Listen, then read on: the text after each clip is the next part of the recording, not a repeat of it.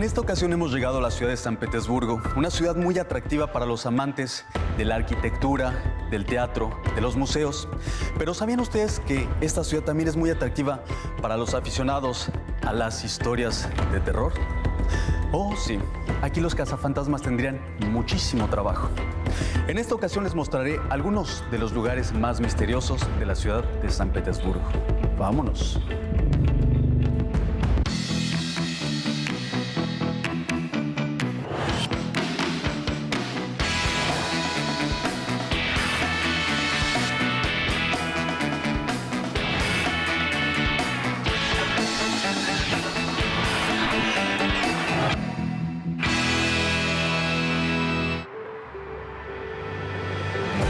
El escritor ruso Dostoyevsky, autor de algunas de las obras más sombrías de la literatura mundial, se refería a San Petersburgo como una urbe fantástica repleta de historias ficticias.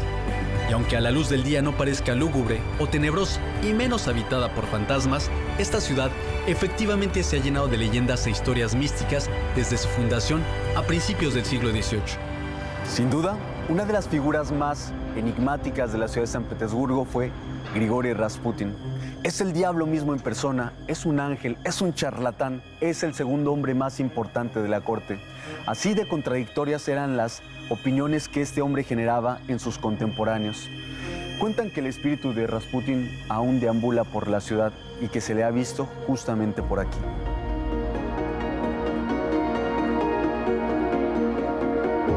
La calle Garojovaya 64. Rasputin, un originario de Siberia, curandero y amigo de la familia del zar Nicolás II, se mudó a este edificio en 1914. Junto con sus dos hijas, ocupaban un apartamento de 5 habitaciones en el tercer piso. Cuentan que en 2 años por aquí pasaron alrededor de 8,000 visitantes. Algunos creían en sus dotes de sanador, otros esperaban que su cercanía a la familia del zar les podría ayudar en su carrera. Buenos días. Bienvenido a la Casa Museo de Grigori Rasputin. Buenas. Por favor, pase. Qué buena atmósfera. Sí, el ambiente es muy especial. Vamos, le mostraré el lugar. Antes había una gran habitación aquí. Era la sala de estar. Imagínense, antes no había esta pared. Aquí era donde se celebraban todas las reuniones, donde Rasputin invitaba a sus amigos a probar su famosa sopa de pescado, la hoja. En esta habitación intentamos recrear el interior de la sala, tal y como era cuando vivía Rasputin. Así que todos los muebles que verá o bien son los muebles originales del apartamento o han sido seleccionados según el estilo de la época. La cómoda, estas sillas maravillosas, aquí hay un precioso baúl de viaje, el baúl con el que Grigori Rasputin llegó a San Petersburgo. En esta mesa, por ejemplo, le gustaba tomar té. Además, en la sala hay un objeto muy curioso. Es la portada original del periódico del 20 de diciembre de 1916, justamente dedicada al asesinato de Rasputin. Esta es la primera noticia que se publicó en la prensa y que vieron los ciudadanos de San Petersburgo. En su última noche, Rasputin caminaba por el apartamento y miraba por la ventana, como si estuviera esperando a alguien. Ahora iremos a ver la cocina y la escalera trasera para mostrarle cómo llegó al apartamento uno de los asesinos, Félix Yusupov. Vamos. El príncipe Félix Yusupov pertenecía a una de las familias más adineradas e influyentes de aquella época. Creía que matando a Rasputin salvaría a Rusia. No todas las habitaciones de este piso forman parte del museo. La cocina, por ejemplo, la usan nuestros vecinos. Por eso en ella hay artefactos modernos. La entrada de la escalera trasera es original. Aquí se han conservado muchos detalles de aquella época. Por ejemplo, este gancho. Precisamente esta escalera trasera era la que se utilizaba para subir al apartamento. Félix Yusupov ascendió por ella y tocó esta campanilla. Todos los que subían por esta escalera tiraban de un cordel especial y de ese modo hacían sonar la campanilla. Félix conduce a Rasputin a su mansión. Allí es conducido al sótano, a una sala de despacho donde estaba servida la mesa. En sus memorias, Félix asegura que Grigori Rasputin fue envenenado con cianuro de potasio. Sin embargo, según el examen médico forense publicado algunas décadas más tarde, no se encontraron rastros de veneno en su cuerpo. En realidad fueron varias heridas de bala las que causaron su muerte. A Rasputin lo asesinaron a tiros. ¿Y qué hicieron después?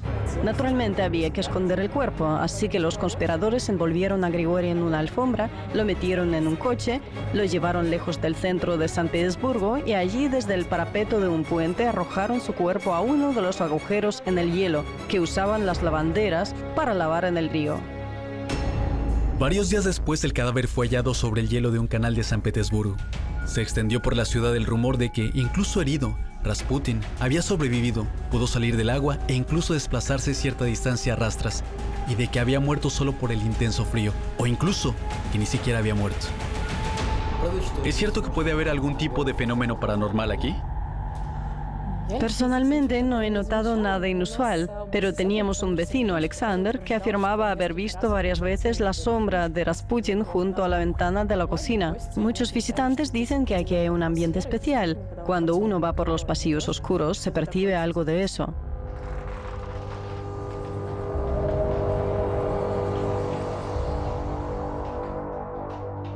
Continuando mi recorrido por los sitios misteriosos de San Petersburgo, he llegado hasta este antiguo edificio, escenario de varias leyendas urbanas que han llamado mi atención.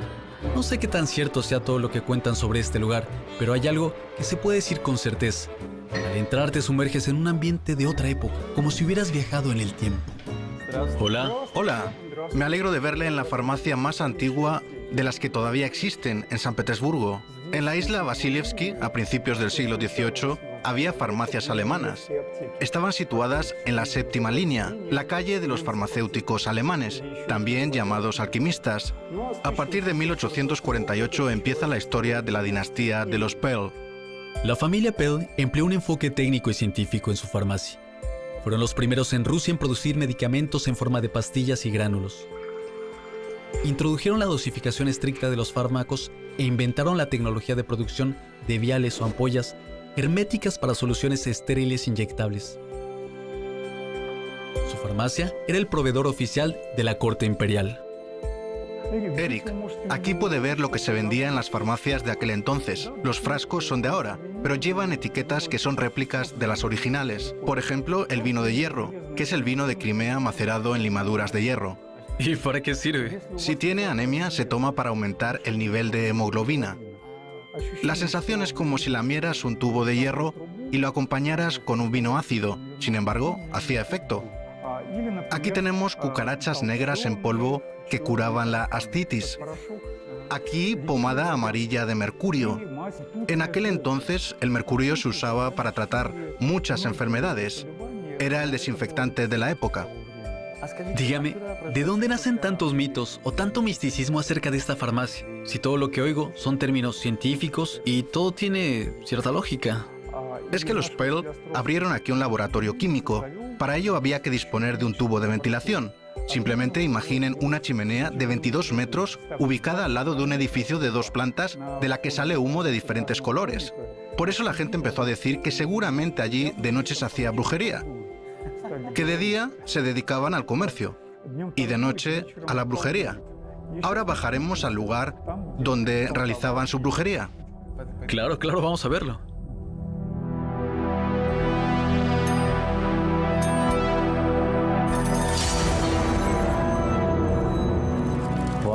Impresionante, resulta que el laboratorio secreto sí existe. Sí, precisamente aquí crearon un laboratorio químico. Ahora hemos recreado un laboratorio al estilo alquimista. La gente decía que los Pell lo convertían todo en oro, porque en la farmacia vendían píldoras doradas. Traían mercurio en grandes cantidades y por la noche lo convertían todo en oro con la ayuda de la piedra filosofal. Al considerarlos alquimistas, la gente empezó a decir que viajaban en el tiempo a través de este tubo, que dibujaban conjuros y símbolos, que abrían las puertas del tiempo y viajaban al pasado para conocer el secreto de los alquimistas y al futuro para prever inundaciones.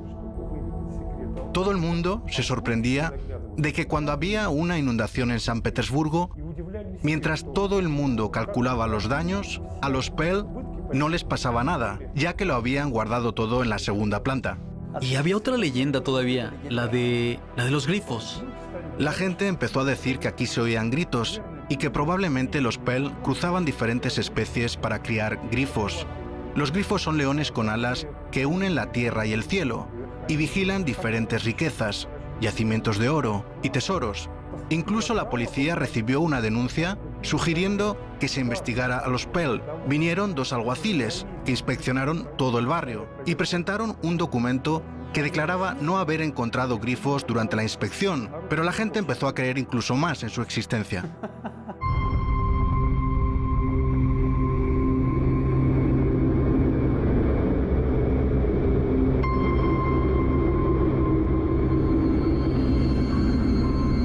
Pasé varias horas en el laboratorio y al salir me di cuenta que ya había caído la noche. De repente me encontré en medio de aquellos patios oscuros de San Petersburgo, escenario de las tenebrosas tramas de Dostoyevsky. Me sentí un poco nervioso porque sin querer me había desviado del camino e iba a llegar tarde a la excursión nocturna a la cual me había apuntado. Muy sorprendente e inolvidable, según decían las reseñas en internet.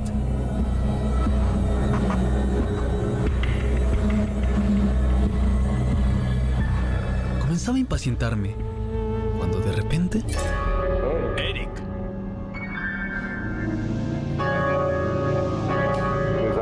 ¿Te has apuntado a la excursión nocturna por San Petersburgo? Sí, Acompáñame.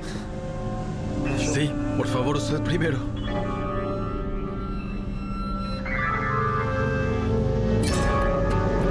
Claro que ya había asistido a algunos tours inusuales en otras ocasiones, pero ninguno como este. Acompañados por la muerte y un audioguía, los participantes avanzan en busca de la cabeza cortada de Maria Hamilton, una de las exfavoritas del fundador de San Petersburgo, el zar Pedro el Grande.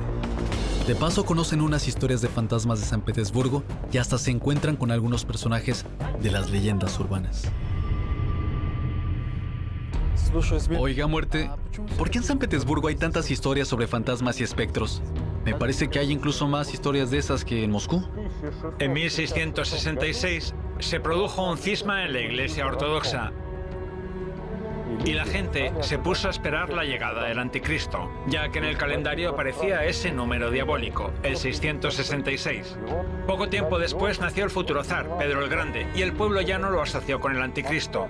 Moscú se percibía como una ciudad bondadosa, muy cristiana, como Roma fue construida sobre colinas.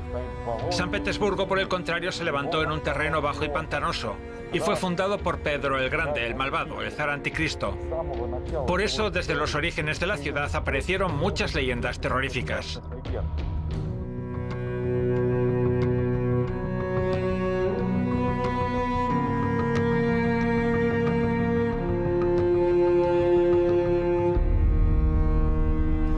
¿Es cierto que la estatua de Pedro el Grande cobra vida de noche? Existe la leyenda de que si te quedas aquí solo cuando no hay nadie a tu alrededor, esta estatua, el jinete de bronce, te puede arrancar la cabeza. Por supuesto, fue el pueblo el que inventó los mitos sobre Pedro el Grande y su estatua, pero el genio del escritor Alexander Pushkin creó una verdadera historia de terror sobre el jinete de bronce. El poema trata de una fuerte inundación que hubo en la ciudad. El jinete abandona su pedestal y recorre las calles de San Petersburgo persiguiendo al protagonista. Las inundaciones fueron lo peor que había pasado nunca en San Petersburgo. La gente pensaba que eran un horrible castigo del cielo para el zar anticristo. Imagina, por aquí había agua con olas por todos lados, un agua sobre la que flotaban ataúdes. Eran verdaderos ataúdes, procedentes de los cementerios de San Petersburgo. Imagínate, está este jinete de bronce y ataúdes flotando a su alrededor. A la gente le causaba una horrible impresión.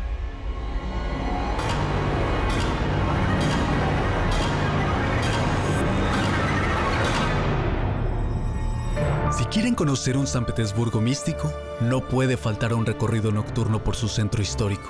En la Plaza del Palacio y el Palacio de Invierno suelen ver al fantasma del zar Nicolás I. Lo han observado caminar por aquí con su uniforme militar puesto. Respecto a la Catedral de Nuestra Señora de Kazán, el folclore urbano nos cuenta que en el siglo XIX, el destacado militar ruso Mikhail Kutuzov fue enterrado en ella con honores y sin corazón, ya que su corazón lo habían enterrado aparte de sus soldados en un campo de batalla. Y la iglesia del Salvador sobre la sangre derramada, bueno, creo que el nombre habla por sí solo. Hay una famosa leyenda relativa a unas botas rojas asociada a este sitio. En Rusia vivía un monje loco llamado Abel que hacía profecías. Una decía que uno de los zares rusos moriría llevando unas botas rojas. Nadie sabía qué podía significar, pero cuando en este sitio los integrantes de la organización revolucionaria Narodnaya Volia llevaron a cabo el atentado que acabó con la vida del zar ruso Alejandro II, todo el mundo entendió a qué botas rojas se refería el monje. Los pies y las piernas del zar estaban ensangrentadas y eso hacía que pareciera que llevaba botas rojas. ¡Qué historia tan horrible! Además, en este lugar se aparece el fantasma de Sofía Perovskaya, la joven que ayudó a matar al zar. Estaba por ahí, por algún sitio de este canal. Dio la señal a los asesinos con un pañuelo blanco para que bombardearan el carruaje del zar.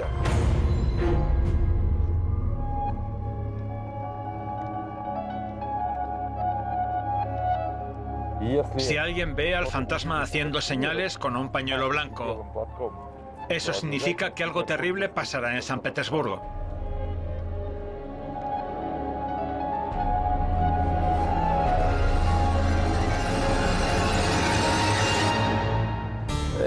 ¿Sabe qué? Creo que ya es suficiente por hoy. Más que suficiente, gracias. Ha sido un placer. Espero volver a verte pronto. Pues yo espero que no tan pronto. Pero gracias de todas formas. Gracias a ti. Adiós.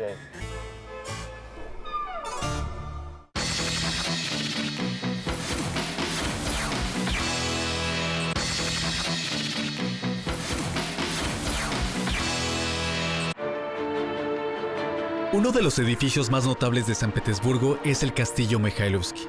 Cuando Pablo I ascendió al trono a finales del siglo XVIII, ordenó iniciar la construcción de una nueva residencia real. Lo que le resultó no parecía un palacio, sino una fortaleza inexpugnable. Esto se debía a que, por un lado, al emperador le encantaba el romanticismo y las historias de los caballeros medievales, y por otro lado, Pablo temía por su vida. Para la seguridad del emperador, la nueva residencia contaba con refugios subterráneos y pasillos secretos, y cada noche los guardias levantaban los puentes que rodeaban la isla. A pesar de todo esto, el emperador fue asesinado tan solo 40 días después de haberse mudado a este castillo. ¿Hubo algún presagio de que iban a matar a Pablo I? El 12 de marzo de 1801 anunciaron que Pablo I había muerto por un accidente cerebrovascular, pero por la ciudad se extendieron rumores de que lo habían matado y de pronto empezaron a decir que habían predicho su muerte. Por ejemplo, alguien recordó que la víspera de su muerte su perro favorito estuvo aullando y luego se fue corriendo. Nunca lograron atraparlo. En las memorias sobre su infancia, su hijo Nicolás describe que una noche cuando estaban jugando en su cuarto, su hermano menor de 3 años, Mijail, se separó de ellos y cuando la niñera le preguntó a qué estaba jugando, le respondió que estaba enterrando a su padre. Dios, ¿en serio? Al día siguiente, de hecho, les dijeron que su padre había muerto. Es una historia muy extraña y la contó el propio hijo de Pablo I. Luego aparecieron muchas otras leyendas. El 11 de marzo de 1801 a las 20 horas el emperador cena en el castillo Mikhailovsky. Están invitados a la cena sus hijos Alejandro y Constantino y sus esposas. A las 21:30 la cena ha terminado. Antes de que los invitados se vayan, Pablo se mira en el espejo y dice: «Mira qué gracioso es este espejo. Parece que tengo el cuello torcido». Luego añade: «Nadie puede escapar del destino que le espera». A las 22:15, Pablo revisa los puestos de guardia en el castillo. Las puertas de entrada se cierran como de costumbre. El emperador no sospecha que pronto será traicionado y que las puertas de su fortaleza se abrirán a los conspiradores.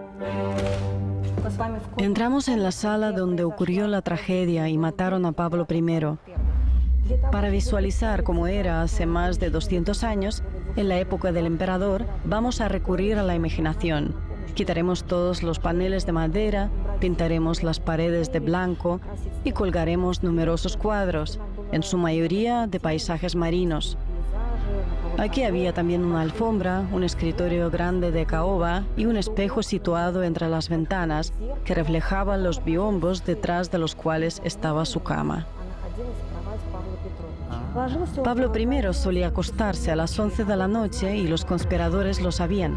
Al anochecer irrumpieron en su habitación y le exigieron que abdicara. Se produjo un altercado. Las cosas se salieron de control. El teniente general Nikolai Zubov sacó una tabaquera de oro con la que golpeó en la cabeza al emperador, acertándole en la sien. Pablo cayó desmayado, se enganchó con un candelabro y las velas se apagaron. En la oscuridad, los hombres se abalanzaron enfurecidos sobre el emperador, lo golpearon, lo pusieron de rodillas y lo llevaron al escritorio, exigiéndole que firmara su abdicación en favor de su hijo mayor, el futuro emperador Alejandro I. Pero Pablo se negó y fue estrangulado con un cinturón militar. ¡Qué horrible muerte! Sí, la trágica muerte del emperador afectó también al destino de este palacio. Alejandro I decidió trasladar los objetos más valiosos a otras residencias. Posteriormente donó el edificio a la Academia de Ingeniería. Los chicos que estudiaron en este edificio naturalmente se interesaban por su historia y sabían que el emperador Pablo I había muerto aquí. Así surgieron las historias de apariciones de su fantasma en este antiguo palacio y dicen que se le puede ver en la ventana de esta habitación. Dicen las leyendas urbanas que los restauradores que trabajaron en el castillo observaron por aquí fenómenos paranormales. Las puertas se cerraban solas, a veces se escuchaban antiguas melodías. Algunos afirman haber visto al fantasma de Pablo I caminando por los pasillos, abriendo las cortinas y mirando por las ventanas. Cuentan que los transeúntes que pasan cerca del castillo de noche en ocasiones llegan a ver en la ventana una especie de figura como vestida de blanco, que lleva en las manos una vela. Se cree que este fantasma cuenta a las personas y se lleva al más allá a la persona número 48 que haya pasado por ahí. Esto debido a que Pablo I, quien mandó construir el castillo, murió a los 47 años de edad. ¿Lo viste? ¿Sabes qué? Vámonos de aquí. Agarra la luz. Vámonos. A decir verdad, al final de mi paseo empecé a sentirme nervioso. Nunca antes había escuchado tantas historias escalofriantes. Pero aún quedaban un par de horas antes del amanecer y decidí echar un vistazo a otra legendaria casona embrujada. Uno de los fantasmas más conocidos de San Petersburgo es la Dama de Picas, y precisamente en esta casa vivía Natalia Galítsina, una dama conocida en la alta sociedad europea del siglo XVIII, también conocida como la Venus rusa. Y se cree que en ella es que está inspirado el personaje principal de la Dama de Picas, escrito por Alexander Pushkin. Es una historia llena de misticismo que me gustaría contarles. Cuentan que una noche se reunieron unos jóvenes para jugar a las cartas.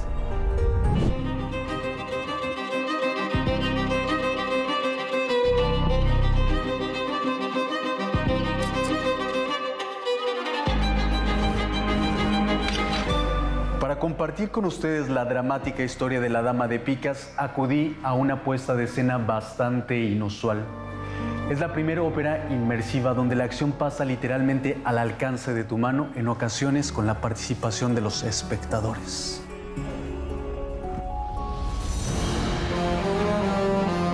Aquella noche, mientras jugaban a las cartas, un joven relata la historia de su abuela, una vieja condesa a quien de joven se le reveló un truco mágico, el secreto de las 3 cartas, que le permitía ganar cualquier partida de cartas. Germán, uno de los invitados, obsesionado con los juegos de azar, queda impactado y decide averiguar el secreto a cualquier precio. Logra entrar en la casa de la vieja condesa y le ruega que le revele su secreto. La condesa se niega a hacerlo y entonces Germán, desesperado, saca una pistola para amenazarle. La anciana muere del susto sin revelar el secreto. La noche siguiente a Germán se le aparece el fantasma de la condesa y le dice las cartas de la suerte. Son el 3, el 7 y el as. Germán apuesta todo lo que tiene a dichas cartas y en la última lo pierde todo.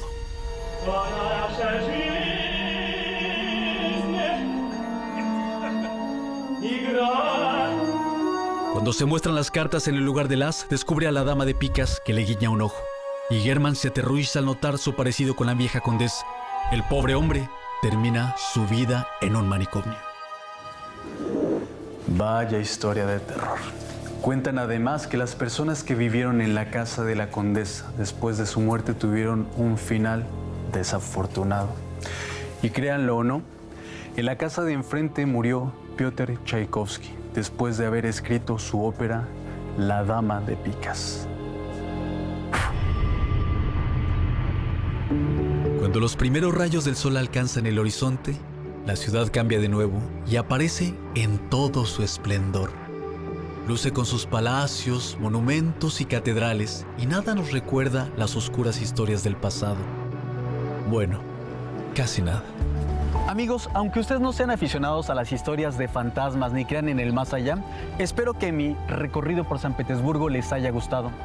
En esta ocasión les he contado algunas historias, algunos hechos reales combinados con ficción, y en qué medida unos son mayores a otros, eso cada uno de nosotros lo decide.